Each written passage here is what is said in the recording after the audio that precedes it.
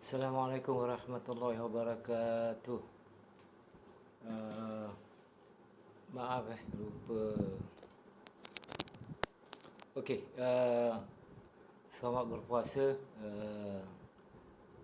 Didoakan semoga segala amal ibadah kita diterima oleh Allah SWT, insya-Allah. Dan kita sentiasa melakukan amal-amal yang baik.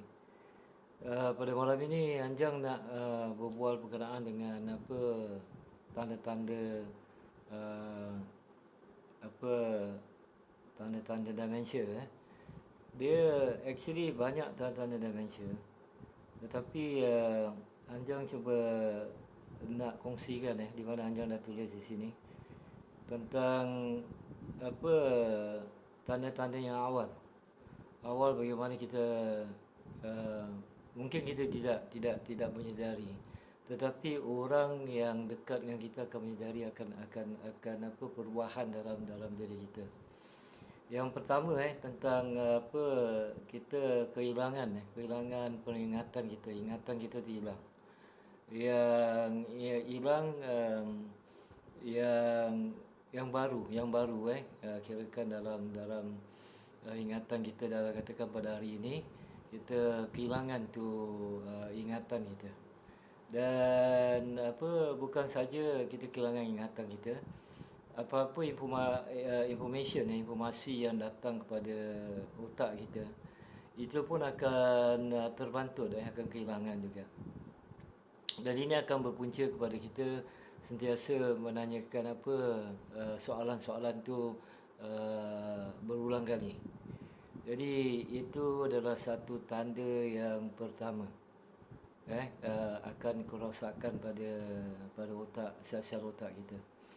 Kedua, kita dah biasa melakukan sesuatu yang betul-betul kita dah familiar. Di mana kita dah melakukan perkara tu dah selalu tapi apa kita tidak dapat melakukan perkara yang susah. Susah ni berarti kirakan perkara-perkara apa kita melakukan perkara yang sentiasa, yang selalu kita lakukan setiap hari, tetapi kita sudah menghadapi kesukaran dalam melakukan perkara-perkara yang kebiasaan. Jadi seperti kita handle apa kewangan kita dah tak bisa lagi kita mengurusi kewangan kita. Dan seperti kalau orang sudah biasa memandu mereka akan merasakan janggal untuk memandu. Mereka merasakan sedikit apa confuse dalam pemikiran mereka, dan sentiasa mereka terlepas katakan mereka nak pergi suatu tempat tu, mereka tidak tahu jalan lagi, dan itu akan buat mereka terlepas kepada destinasi tujuan dan mereka lupa bagaimana berjalan untuk balik ke rumah mereka. Jadi itu adalah tanda yang selalu berlaku juga. Dan juga dengan bila mereka berbual, mereka seorang demensia tu susah untuk mencarikan apa perkataan yang sesuai untuk dorang bualkan. Okey, mereka kadang-kala kirakan mereka tersalah sebut, katakan mereka nak menyebutkan tentang perkara katakan apa sesuatu biasa, perkara apa sebutan yang dah biasa untuk mereka. Seperti katakan mereka mahu untuk mendapatkan sesuatu kan, dan mereka nak memberitahu kita, tetapi mereka salah sebut dan mereka tidak dapat menangkap perkataan yang sepatutnya mereka menyampaikan kepada kita. Okey, dan mereka pun akan apa, akan kurang faham. Kurang faham dari segi mereka akan apa, setiap apa perbualan perkataan-perkataan yang kita sampaikan pada mereka. Pasal di mana orang-orang demensia, mereka selalu menerima bila kita berbual dengan mereka. Kita tidak boleh menyampaikan yang betul-betul soalan kepada mereka. Ini akan membuat mereka apa, dalam keadaan bingung, confused, dan mereka tidak dapat menggarapkan apa yang kita mahu katakan pada mereka. Dan satu lagi, kita boleh melihat mereka akan sentiasa bingung, confused akan keadaan tu, keadaan masa. Masa tu berarti katakan mereka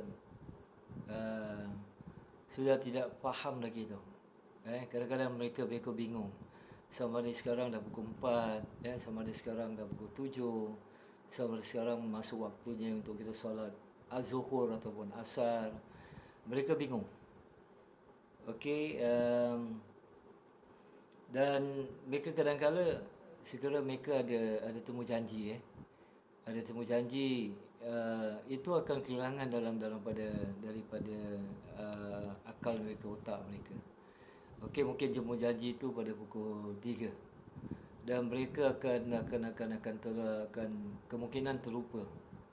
Terlupa dan tidak pergi pada temu janji itu, ataupun mereka dalam pemikiran mereka fikirkan temu janji itu pada pukul 5, pada pukul 3. Jadi ini yang tidak dapat diorang garapkan dalam pemikiran mereka. Yang paling bahaya sekali, okey, setiap judgement diorang, setiap perkara-perkara yang mereka judge, mereka apa, tak dapat memikirkan perkara tu dengan selogik-logiknya. Okey, mereka akan menjadi susah payah kirakan untuk menggarapkan setiap apa yang berlaku dalam pemikiran mereka. Dan juga mereka akan menghadapi kesusahan untuk apa, solving problems. Mereka akan dapat kesusahan dalam untuk apa, menyelesaikan sesuatu masalah ataupun sesuatu apa, perkara. Mereka akan tidak dapat memikirkan dengan cara yang logik bagaimana untuk menyelesaikan tu masalah. Mereka kenapa? Kerana kerosakan pada neurotransmitter diorang, dan mereka tidak dapat kirakan memikirkan terus apa yang patut mereka lakukan. Jadi di sini pun ada kesan kebingungan orang juga, confused. Mereka tidak dapat berfikirkan betul. Satu lagi, mereka akan tersalah letak barang-barang mereka. Terutama sekali katakan pada kunci rumah. Kunci rumah sepatutnya sentiasa selalunya di rumah kita ada tempat yang khusus untuk kita menggantung kunci atau meletakkan kunci. Tetapi mereka akan meletakkan di kebanyakan tempat dan mereka akan lupa. Mereka akan lupa di mana mereka letakkan kunci mereka ataupun letakkan katakan sesuatu yang mereka baca ataupun apa-apa sekalipun. Jadi mereka misplace Sebenarnya tempat yang mereka taruh tu mereka dah terlupa dan mereka akan mencari itu di seluruh rumah. Jadi itu adalah tanda-tanda dia juga. Dan tanda-tanda yang lain yang lebih drastik lagi, di mana perubahan pada mood mereka, emosional mereka. Okey, perubahan pada perangai mereka. Bila pada masa mereka tidak ada demensia, perangai mereka kita lihat kirakan mereka seorang yang tenang, mereka seorang yang kirakan dapat melakukan kerja seharian dengan sebaik-baiknya. Tetapi bila dementia sudah manifest, sudah merosakkan lebih daripada neuron transmitter mereka dalam otak mereka, mereka akan senang untuk mereka merasa marah, mereka merasa depresi, anxiety, mereka akan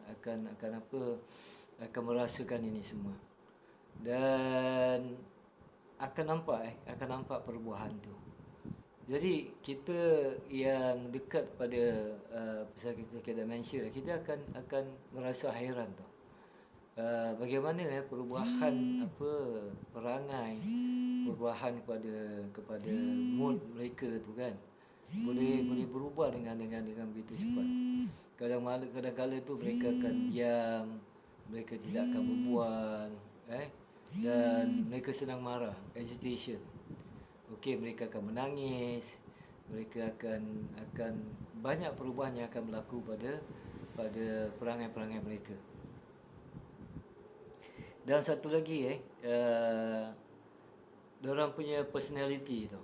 Personality mereka dulu mungkin diorang tenang, diorang aman. Mereka sentiasa merasakan mereka dapat melakukan dengan sebaik-baik, Tetapi bila dementia sudah manifest dalam diri mereka, bila otak-otak mereka sudah shrink, ataupun neurotransmission diorang sudah ada masalah di mana protein-protein sudah terkumpul. Okey, mereka akan bertukar personality mereka. Daripada seorang yang baik, kemungkinan akan menjadi seorang yang pemarah, menjadi seorang yang suka kepada pergaduhan, perbalahan, Jadi itu akan menukar personality mereka. Dan yang terakhir, mereka akan kehilangan selalunya seorang manusia tu bila melakukan sesuatu perkara tu, mereka ada niat, mereka ada purpose, mereka azam mereka tu untuk melakukan perkara tu. Tetapi bila dementia sudah ada, mereka akan merasa terkeluar tu daripada suasana tu. Makna withdrawal symptom diorang. Okey, seperti perkara yang biasa mereka lakukan, perkara yang aktiviti-aktiviti yang biasa mereka lakukan. Contohnya katakan mereka suka membaca, mereka suka katakan kadang-kala mereka suka mendengar kepada muzik-muzik yang dapat menenangkan mereka, mereka terus withdraw daripada tu. Mereka dah tak suka lagi. Okey, ada yang suka tengok pada berita, kan? Dan kita akan perhatikan mereka dah tak suka lagi.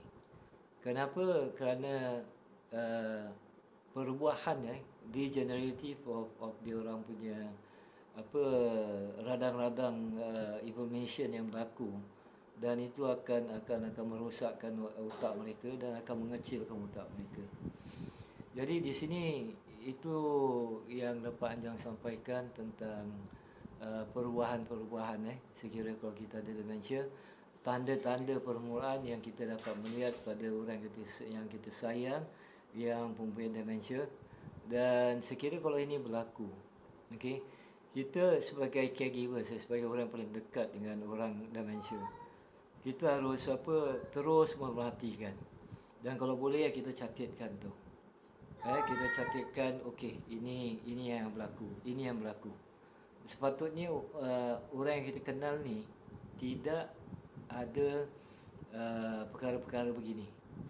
Tetapi bila dementia sudah manifest, sudah benar-benar berlaku, okey, segala-galanya akan berubah. Dari segi pemikiran mereka, dari segi mereka mengaturkan jadual mereka, okey, dari segi perangai mereka, dari segi personality mereka, dari segala-gala yang biasa mereka lakukan, semua akan berubah. Tetapi kadang-kadang mereka tidak menyedari tu. Jadi yang akan menyedari ini semua adalah pasangan hidup mereka, ataupun adik-beradik mereka, ataupun orang yang terdekat dengan mereka. Okey, jadi itu saja yang Anjang nak sampaikan. Anjang harap selalu ingatkan kepada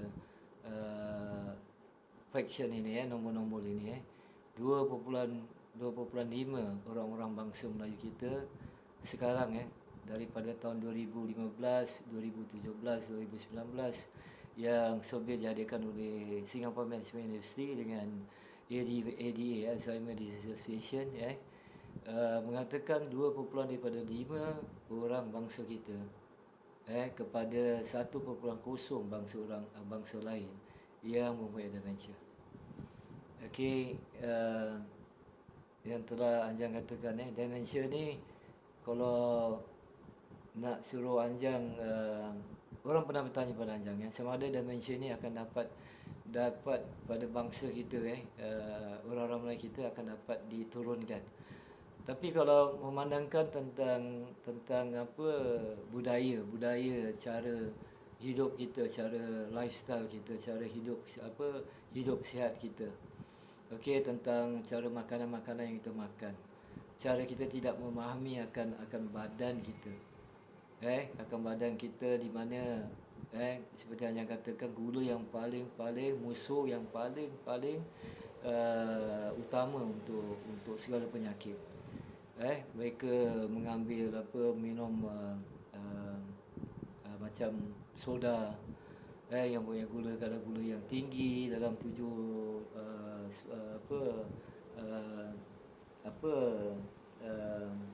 spoon spoon dan mereka makan segala-gala yang manis, yang itu mengganggu microbiome diorang. Okey, dan hormon kita terganggu, inflammation ada, dan kita akan mendapat penyakit-penyakit yang kronik dulu, seperti penyakit kencing manis, darah tinggi, penyakit jantung, kolesterol yang tinggi, dan juga kemungkinan kita akan mendapat stroke dan macam-macam lagi. Dan ini bila kita mendapatkan penyakit-penyakit kronik ini dalam masa 10 tahun yang paling dekat, ataupun 5 tahun, sudah pasti kita akan mendapat penyakit-penyakit dementia. Jadi itu saja. Akhir kalam, kita harus makan dengan betul. Kita harus mempelajari, bukan hanya ilmu agama, tetapi ilmu kesihatan badan kita. Kita juga harus mempelajari akan akan sleep hygiene, tidur yang baik.